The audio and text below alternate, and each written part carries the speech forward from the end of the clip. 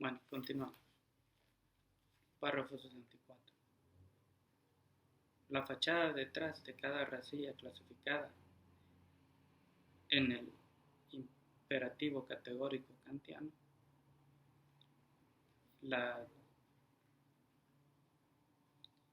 hago una referencia que es la 10ª, así que dice filosóficamente por primera vez introducido por Kant, y lo pongo en alemán, así que no voy a probar, no voy a tratar de pronunciarlo.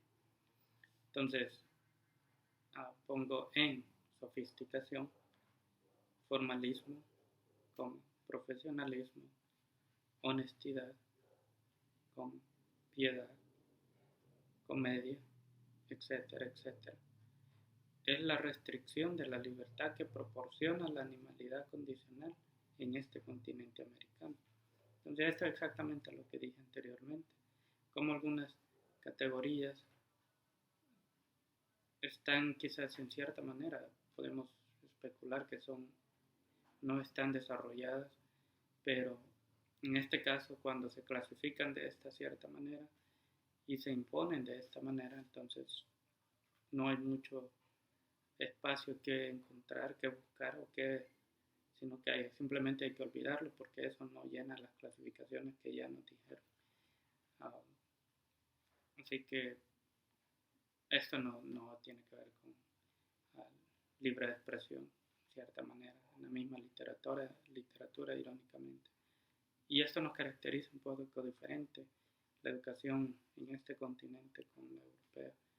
Y las consecuencias se vieron al final, al comienzo de los 1900. Ya vemos que están las dos guerras mundiales y especialmente se llevó por esto dinero, que fue la clave, derruir las entradas de producto de un lugar a otro, a dominar alguna cierta área de donde pasan los párrocos, nacionalismo, el crecimiento del nacionalismo,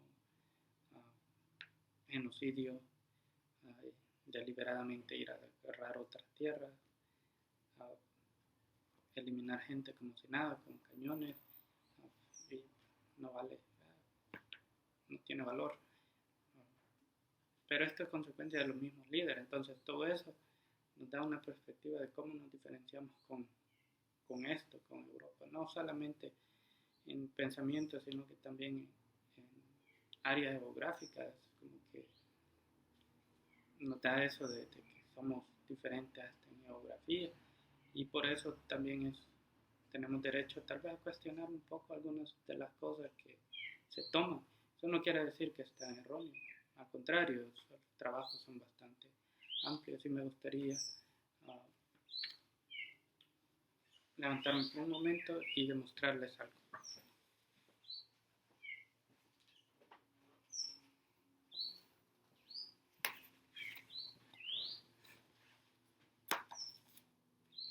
Entonces, vamos a terminar el párrafo y ya les voy a leer algo sobre la filosofía de Immanuel Kant.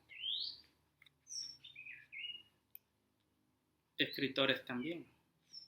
Al introducir una fachada de conceptos para desbloquear el vacío concreto entre el objeto sólido que erra, y abro paréntesis, el mal, y el vasto espacio que lo encierra, el Dios de la bondad, como entre paréntesis también. Todo se vuelve un poco más tímido, escéptico, científico, inconsistente y animalísticamente libre y críticamente partisano. Entonces esto es lo que si aceptamos algunas cosas de esta manera, especialmente porque tenemos un legado, una cultura bastante desarrollada de los nativos, entonces al aceptar esto es imponer a nosotros mismos este estereotipo. Eso es lo que estoy diciendo. Y aplicarlo científicamente, o sea que hay que hacerlo, hay que reproducirlo.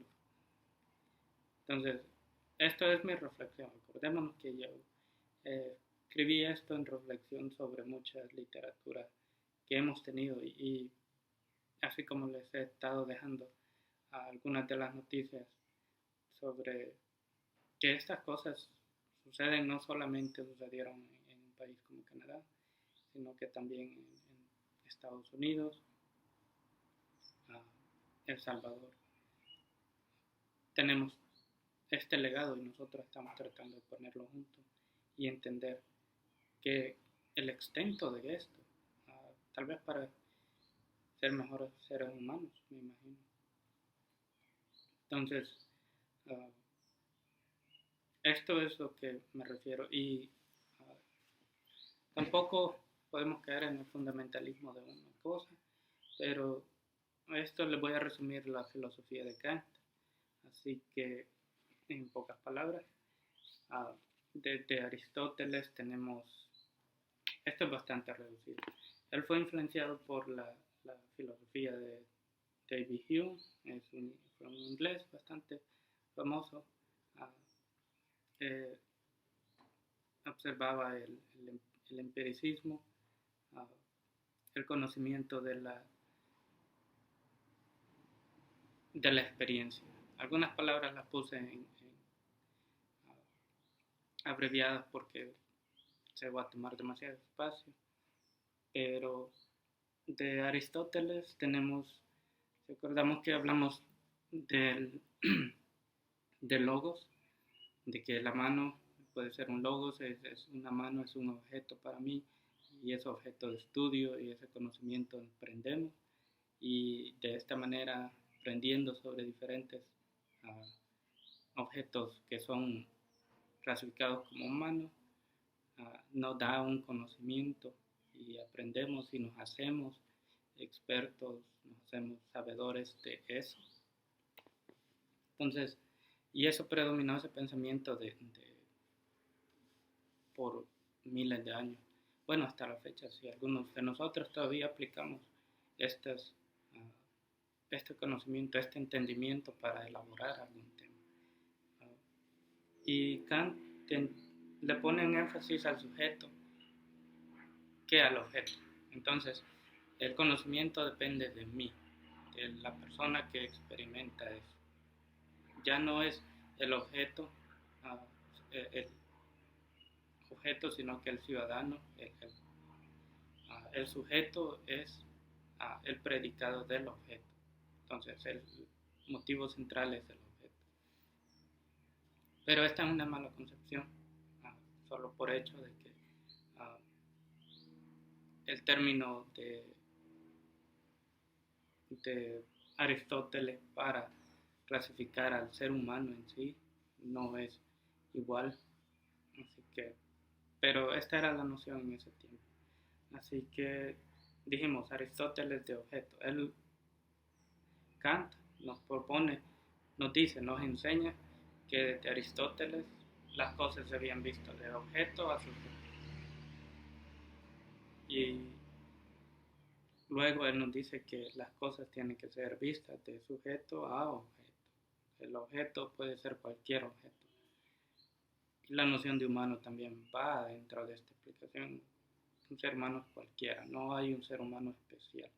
Y esto tiene que ver mucho con la predominación de la religión en esos tiempos, que el papado, los religiosos tenían que hacer lo que ellos decían, si no, que hacían la Inquisición. Nadie quería hacer eso. Entonces eso no era libre de expresión, también esto implica eso.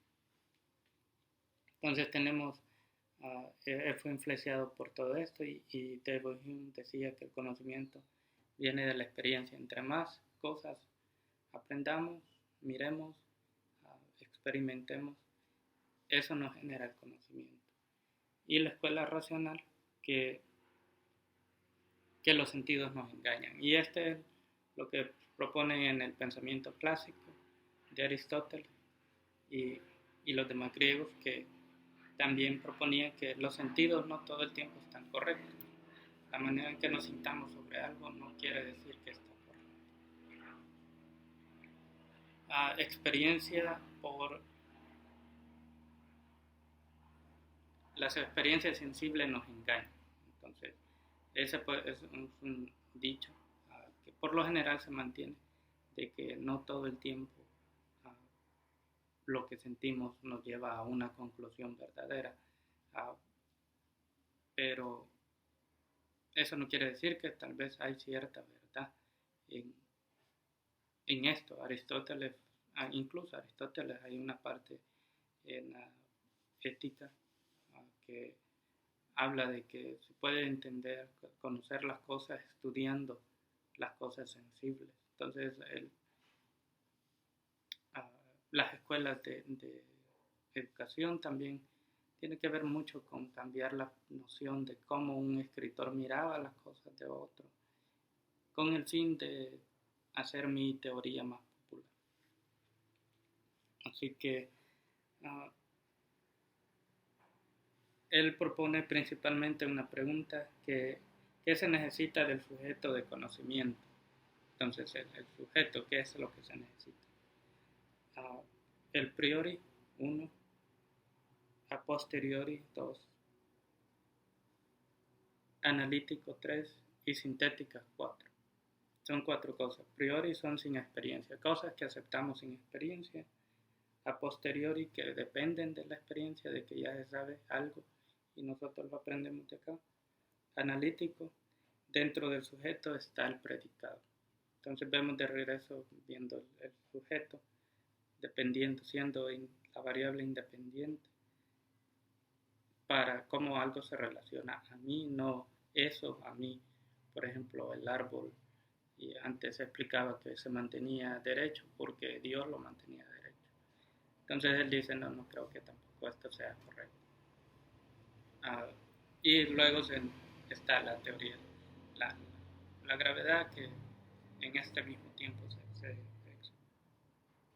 se descubrió de esta manera. Sintéticos, predicados a posteriori del número de sujetos, de algo nuevo, aporta algo nuevo, predicado que aporta algo nuevo. Entonces, estos sintéticos son universales y necesarios, son cosas universales y necesarias. Pero antes de eso, que dice que el espacio y el tiempo son imprescindibles. Nada puede haber más allá del espacio y el tiempo. Ningún ser humano puede estar más allá, que es algo que criticaba la religión, porque la religión clama poder sobre o una cierta movimiento entre más allá del espacio por la idea de Dios. Y él lo dice que no, eso es metafísica. Dios, alma y el mundo tiene que ver con la metafísica. Eso no tiene nada que ver con algo universal y necesario. Porque hay muchos dioses, cualquier dios, tantos dioses que hay, por eso es que dice, no, entonces si todos estuvieran de acuerdo en uno solo. Pero no es así lo que se ve. El anúmeno, entonces él le da un término a esto, que son sustancias en sí. Este es el ente, cosa que termina en ente. El movimiento en sí se refiere solo a un movimiento. El acto en sí al acto. El gato en sí, solo que pertenece a ese gato en particular. Entonces, luego él también habla de las sustancias son fenómenos. Estas mismas sustancias son fenómenos, y en griego fenómeno quiere decir lo que se aparece a mí, no lo que se parece a mí, sino que aparece. Algo que, por ejemplo, una aurora boreal aparece a mí. Entonces los inuitas estaban bien familiarizados con este término porque se aparece a ellos, se aparece a mí. Cuando uno lo experimenta, uno lo ve, se aparece a mí, entonces entra ese conocimiento de qué es eso en el lenguaje. Entonces, esto tiene que ver con la física, y esto es sintético a priori. Entonces, es agregarle algo nuevo a esto. Pero antes de continuar, me gustaría también dejarles otro video que hice una pequeña presentación sobre escritores. Y esto tiene que ver con lo que hemos venido diciendo, que también cuál es a veces la responsabilidad de como escritores cuando estamos en ese momento de conocer algo nuevo y qué es lo que nos inspira a escribir algo nuevo, en este caso la cultura, o porque alguien nos dice. Así que esta presentación la hice como un contenido adjunto a esto, ya que demuestra sobre cómo es que las novelas de libros en los 1800 se escribían y sobre qué se escribía y por qué lo vemos ahora. Y esta película, les dejo un video de la película antes de empezar la presentación para que vean que fue uno de los escritores que escribió sobre este nuevo evento, este nuevo fenómeno que se llamaba los nativos, porque esto no formulaba en el pensamiento antiguo, no existía la noción de esto y fascinaba a la gente cuando se hablaba de esto, pero al mismo tiempo con un disgusto de que lo salvaje, que cómo es que vive el ser humano cuando no tiene a Dios, y siempre ponía a los nativos de esta manera, y esto es como como un estereotipo que se empezó, pero en aquellos tiempos un estereotipo era bastante recio. No es como ahora que hoy vemos más con broma algunas cosas que no serio. En aquellos tiempos te decían salvaje, te asociaban con lo peor de este mundo. Así que miremos este video y ya regresamos.